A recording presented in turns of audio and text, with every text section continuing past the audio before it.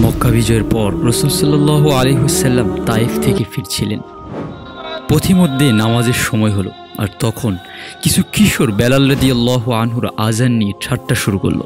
একজন ছিল সবচেয়ে বেশি ব্যঙ্গকারী, তার কণ্ঠে ছিল ব্যঙ্গ, বিদ্রূপ আর চরম অহংকার। রাসূল সাল্লাল্লাহু আলাইহি ওয়াসাল্লাম তাদের এই সব আচরণ শুনলেন, কিন্তু রাগলেন না। তাদের সবাইকে ডাকলেন, নরম গলায় ওই একজনকে আলাদা করে বললেন, আজান দাও তো আবার। সবাই থমকে গেল। ভয়ে ভয়ে ওই কিশোর এগিয়ে এলো। এবার রাসূল সাল্লাল্লাহু আলাইহি ওয়াসাল্লাম নিজ হাতে তাকে আজান শেখালেন। তার কপালে ও বুকে হাত রেখে দোয়া করলেন, তাকে উপহার দিলেন, তার সাথে ভালোবাসা বিনিময় করলেন। এই ভালোবাসায় চুরমার করে দিল ঘৃণার দেয়াল। রাসূলের রুহানি ফায়েজ পেয়ে ওই কিশোর বলে উঠল, আমাকে কাবা ঘরের মজ্জিন বানা। মাত্র ২০ মিনিট আগে ইসলাম নিয়ে হাসাহাসি করা ছেলেটা এখন রাসূল সাল্লাল্লাহু আলাইহি ওয়াসাল্লামের প্রেমে মুগ্ধ।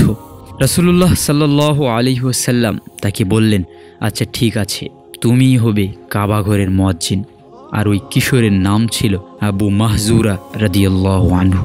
তারই বংশধর শত শত বছর ধরে মুয়াজ্জিন ছিলেন মসজিদুল হারামের।